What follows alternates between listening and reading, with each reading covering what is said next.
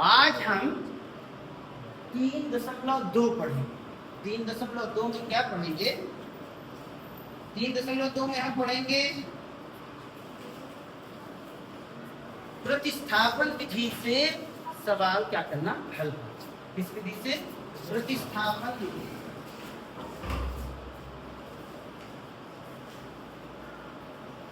निम्नलिखित समीकरण युग्मों को प्रतिस्थापन विधि से हल कीजिए। प्रतिस्थापन का मतलब क्या होता है? प्रतिस्थापन का मतलब होता है किसी चीज को हटा देना, मतलब एक स्थान से उठाना और दूसरे स्थान पर रख देना। उठाए और रख दिए। अब किसी चीज से यहाँ पे मतलब है हमारे दो चर राशि हैं x और y। x का मान निकालेंगे, दूसरे समीकरण में रख देंगे, तो ये क्या कहला जाएगा? प्रतिस्थापन। इंग्लिश में इसे कहते हैं सब्स्टिट्यूशन मेथड। सब्स्टिट्यूट कर दिए, यहां से उठाए दूसरे समीकरण में रख दिए। देखो ये कुछ सवाल है।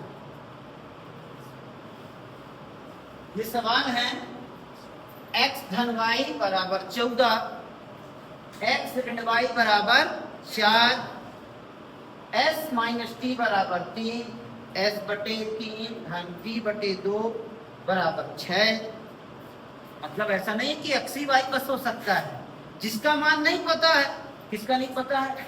s और t का, तो s और t के रूप में समीकरण हो गए। फिर x y का सवाल, फिर x y का ही सवाल, और ये रूट वाला सवाल। तो आज के इस कालखंड में हम केवल 3 या 4 प्रश्न पढ़ने का प्रयास करें, जिसका हम अभ्यास घर में जाके अच्छे से कर सकते। पहला सवाल देखते हैं। देखिए दो समीकरण, x धन y बराबर 14 और x ऋण y बराबर 6। हमने महाभारत की कहानी सुनी है। महाभारत की कहानी में अर्जुन सबसे अच्छा पात्र है। क्यों अच्छा पात्र है? सब उनके जो शिष्य थे द्रोणाचार्य के, सब अच्छे थे, निपुण थे अपने काम में। पर अर्जुन ही उनको क्यों सबसे प्यारा था? क्योंकि उसका लक्ष्य निर्धारित था। वो अपने लक्ष्य की ओर क्या रहता था? बिल्कुल अडिग रहता था, है ना। ऐसा नहीं था कि सब, जैसे आपने कहानी सुनी होगी, कौन सी कहानी?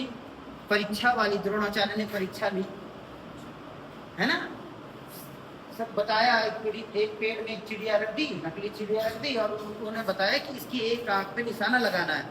सब शिष्यों से कहा गया एक के बाद एक कि क्या दिख रहा है? तो किसी ने बोला सर आप दिख रहे हैं, किसी ने बताया कि चिड़िया दिख रही है, लड़का दिख रहे हैं। जब उन्होंने सबको मना करते गए, सबको भेजते गए, जैसे अर्जुन की बारी आई, अर्जुन से पूछा गया कि क्या दिख रहा है? तो उन्होंने बताया कि सर मुझे चिड़िया की एक आंख दिख रही। तब उन्होंने उसे आदेश दिया निशाना लगाओ। ऐसा नहीं है कि बाकी नहीं निशाना लगा सकते थे, सब निशाना लगा सकते थे, पर सबका टारगेट फिक्स नहीं था। अर्जुन जैसा टारगेट बनाना है। अब क्या होगा यहाँ पे? हमारा क्या टारगेट होगा? देखो x का मान निकाल लें और दूसरे समीकरण में रख। तो पहले इसको नाम दे दें। इसको दे दिया हमने समीकरण नंबर 1, इसको हमने दे दिया समीकरण नंबर 2। अब समीकरण 1 से हम क्या करेंगे? x का मान निकालेंगे। समीकरण 1 से x का मान ज्ञात करेंगे तो क्या होगा? ये धन y है, वहां जाके क्या हो जाएगा? ऋण y। क्या हो गया? 14 ऋण y, x बराबर 14 ऋण। आया समझ में? अब इसको हमने समीकरण नंबर क्या दे दिया? 3। अब 3 देने का एक फायदा है, जब हमें y का मान मिल जाएगा तो उसको इसमें सीधा रख देंगे यहाँ पे, और हमें x का मान। ठीक। अब ये जो x का मान आ गया है, क्योंकि हमने किससे निकाला है? समीकरण 1 से। उसको रखना कहाँ है? समीकरण नंबर 2 में। लिख देते हैं x का मान समीकरण 2 में रख दिए। समीकरण 2 में रख दिए। रखे, देखते हैं। x का मान रखना है 14 ऋण y, तो x की जगह में लिख दिए 14 ऋण y। फिर क्या है? पहले से ऋण y बराबर क्या है? 4। अब देखो हम संख्या को एक तरफ और चरों को एक तरफ, चर और अचर को अलग अलग कर लेंगे। तब भाई हम कुछ भी करते हैं, मान लो घर में अनाज से कचरा निकालना होता है तो क्या करते हैं, कचरा और अनाज निकाल के एक साथ रख देते हैं? नहीं, अलग अलग कर देते हैं। हमें जिसका मान निकालना है उसको अलग करना है, तभी तो मान ज्ञात होगा। तो क्या करेंगे, y और y माइनस वाई क्या हो जाएगा, -2y। 2y का एक और एक कितना होता है, दो ही ना होता है। आ गया -2y, क्यों, माइनस था तो माइनस आया। धन 14 था, वहां जाके क्या हो गया, ऋण 14। 4 में से 14 हमको घटाना है, 4 में से 14 क्या आएगा, ऋण 10। तो ऋण 2y बराबर ऋण 10। ऋण ऋण काट सकते हैं और 2 से काटेंगे 10 को, तो 2 का पारा कितने बार बढ़ेंगे तो 10 आ जाएगा।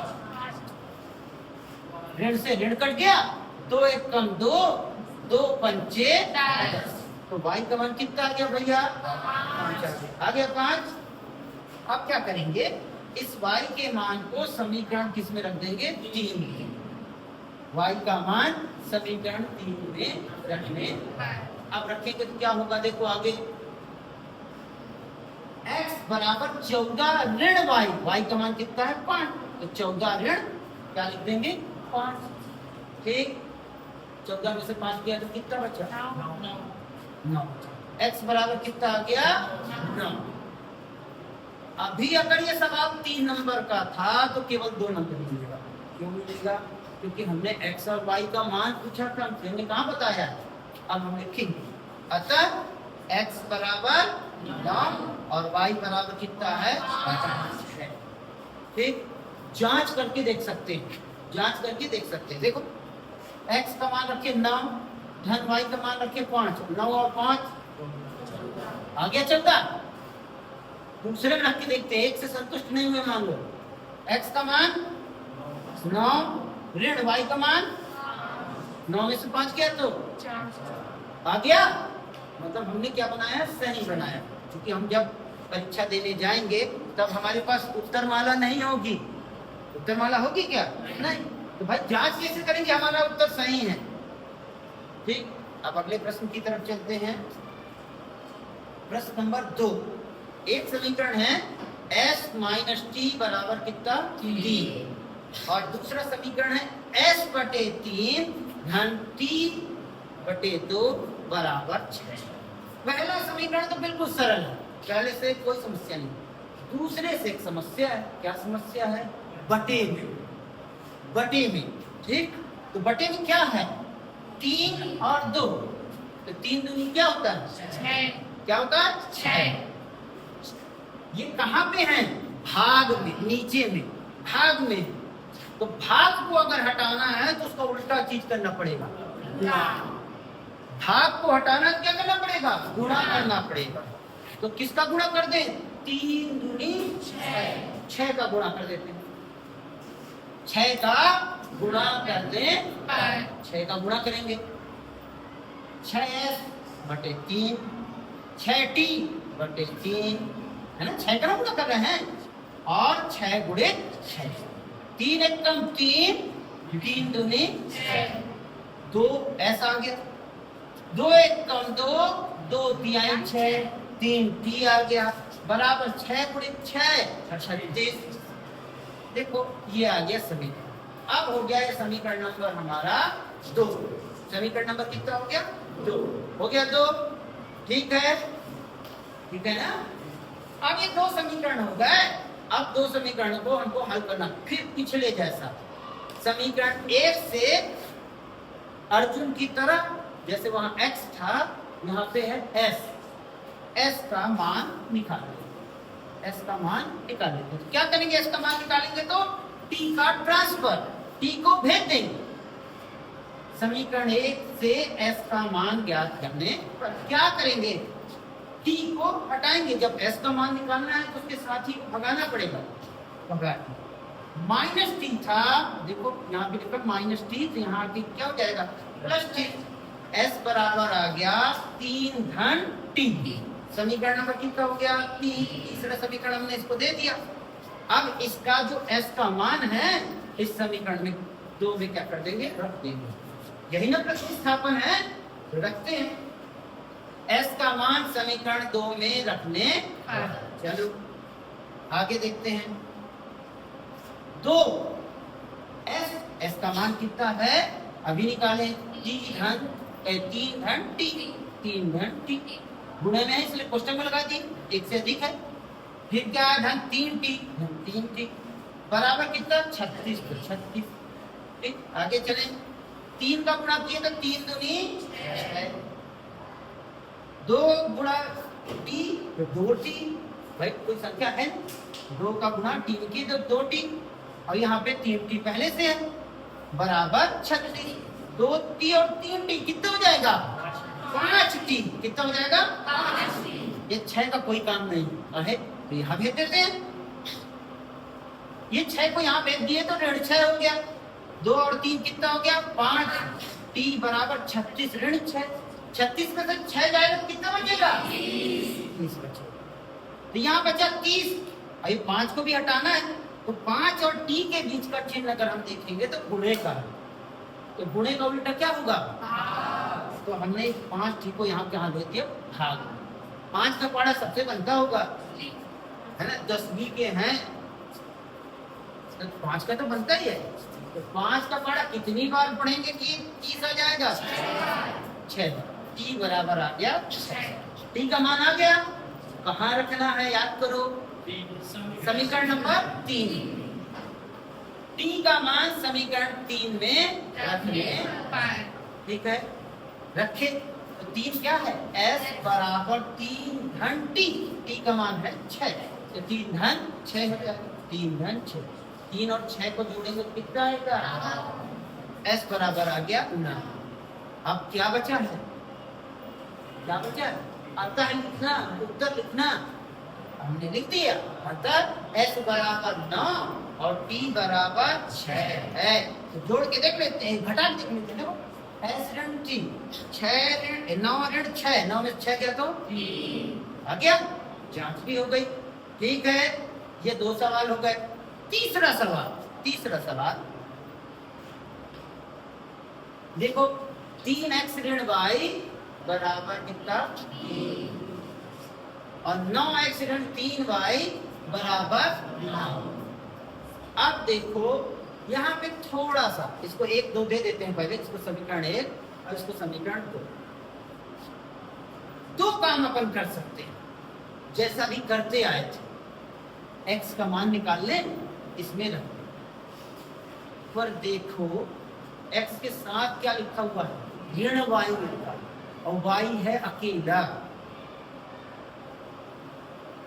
y है अकेला। इसका मान निकालना ज्यादा आसान है, इसका मान निकालना ज्यादा आसान है, जो क्या हो अकेला हो उसका मान निकालना ज्यादा आसान है। तो यहाँ से अपन y का मान निकाल लेते हैं। किसका मान निकाल लेते हैं, y का। क्यों निकाले, क्योंकि y अकेला है और x के साथ 3 है। देखो तो x समीकरण 1 से किसका मान ज्ञात कर लेते हैं, y का, क्योंकि यहाँ पे y निकालना ज्यादा सरल है। क्यों, क्योंकि वो अकेला है। फिर देखो ऋण में है तो इसी को भगा देते हैं उधर, और 3 को ले आते हैं इधर। ऋण y इधर क्या तो क्या हो गया, धन 3 को इधर ले आए तो कितना हो गया, ऋण 3 हो गया। समीकरण नंबर 3 नंबर समीकरण हो गया। अब क्या करेंगे, अगला लाइन, समीकरण 2 में y का मान रखने, y का मान समीकरण 2 में रखने, रख देते हैं। रखे, देखते हैं 2 क्या है, 9x, तो 9x लिख देंगे। ऋण 3 y की जगह कितना है, इतना, तो ये रख देंगे 3x ऋण 3 बराबर कितना आ गया, 9। गुणा करते हैं, 9x बराबर 9x ऋण 3 का गुणा 3 में किए, 3 किया 9, 3 का 3 में गुणा किए तो 9 आ गया। ये देखो मैं पहले ही बता चुका हूँ, ये ऋण चिन्ह का गुणा जिसमें भी होता है उसका चिन्ह उल्टा हो जाएगा। ये धन में था तो काहे में हो जाएगा, ऋण में, और ये ऋण में था तो किस में हो जाएगा, धन। गुणा करते हैं, 9x 3 का गुणा 3 में किए, 3 किया 9x और ऋण आ गया। ऋण का गुणा इस ऋण में किए अपोजिट हो गया तो क्या हो गया धन 3 तिहाई 9 बराबर 9 में 9 गया तो कितना x गया 9 में 9 गया तो x गया और x गया मतलब जिसका मान निकालना था वही चला गया। किसका मान निकालना था x का मान निकालना था और वही कट गया। मतलब इसको हम हल नहीं कर सकते भाई x का ही मान निकालना था और x ही कट गया। हमारा टारगेट था x का मान निकालना और x ही कट गया तो अब तो कहाँ मान निकलेगा तो हम लिखेंगे ये कंडीशन तो सही है, यह एक सत्य कथन है, कथन तो सही है, ये समीकरण है। x का निश्चित मान प्राप्त नहीं कर सकते। क्यों नहीं कर सकते x होगा तब ना करेंगे ना, मतलब उत्तर तो निकलेगा पर कितना अनंत। इस रैखिक समीकरण युग्म के अनंत या असीमित हल होंगे, अनंत या असीमित हल होंगे। ठीक है, ये बाकी सवाल से अलग है। अब इससे भी अलग सवाल आ रहा है,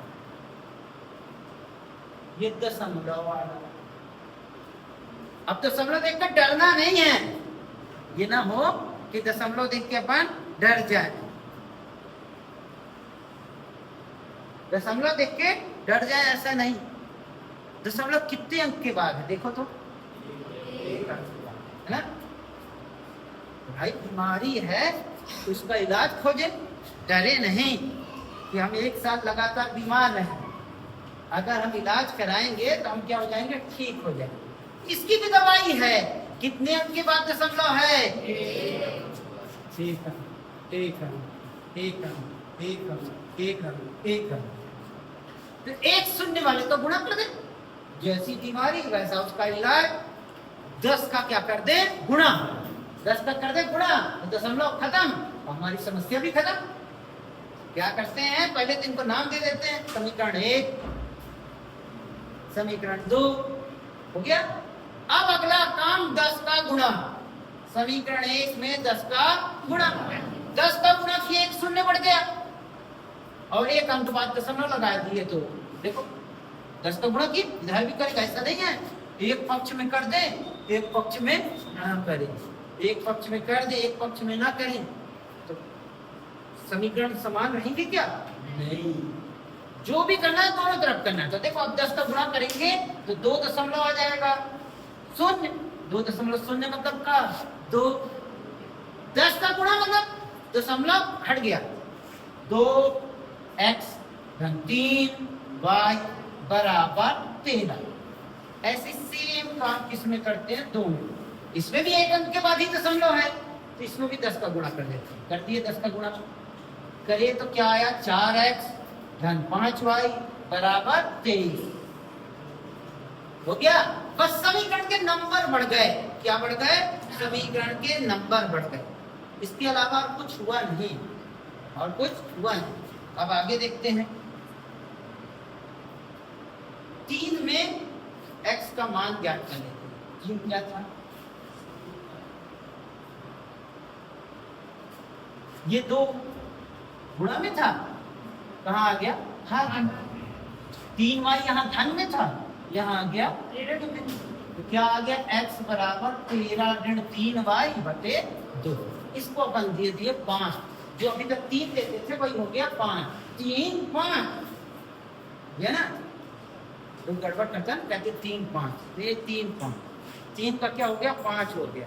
चलो अगला काम क्या करेंगे, x का मान समीकरण 4 में रखने, x का मान समीकरण 4 में रखने रख देते हैं। 4 क्या था 4 था 4x, क्या था 4x, x का मान इतना धन 5y, 5y रख बराबर कितना था 23, 23। देखो ये 2 से 4 कट सकता है, कट सकता है ना। कोई ऐसा बच्चा तो नहीं है जिसको 2 का पहाड़ा याद ना हो, याद है ना। चलो 2 का पहाड़ पड़े 2 एकम 2 और 2 दूनी 4, कितना बचा 2 बचा। अब इस 2 का गुणा करना है तो 2 का गुणा करेंगे तो 13 दूनी 26, 3 दूनी 6, धन 5y पहले से बराबर 3। देखो 6y और 5y जुड़ेंगे कि घटेंगे? घटेंगे। जब चिन्ह अलग अलग हो ना तो घटते हैं। दोस्ती कैसे में होती? सिमिलर में। एक जैसे हो तो दोस्ती हो जाएगी। दोनों धन में होते तो जुड़ जाते, दोनों ऋण में होते तो जुड़ जाते, जो चिन्ह होता वो आता। पर अगर दोनों का चिन्ह अलग अलग है तो घटेंगे ही। 6y ऋण में है और 5y धन में। 6y और 5y घटेंगे तो कितना हो जाएगा? 1y। दोनों में से किसका चिन्ह आएगा? 6 का। ऋण 6 ऋण है ना, तो ऋण 1y। 26 को धन कह देते हैं, धन 26 वहां जाके क्या हो जाएगा? ऋण 26। ठीक है, ऋण y बराबर 23 में से 26, अलग अलग चिन्ह है ना, फिर घटेगा। तो 26 में से 23 गया तो कितना बचा? 3, और इसका चिन्ह आ गया ऋण। एक दोनों के ऋण ऋण कट गए तो क्या आ गया? y बराबर आ गया, y का मान आ गया है। अब इस y के मान को इस समीकरण 5 में रखने पर y का मान समीकरण 5 में रखने, ठीक रखते हैं। x बराबर 13 ऋण 3y, y का मान कितना? 3, तो 13 ऋण 3 गुणित क्या कर देंगे? 3। y का मान कितना है? 3 है, और बटे में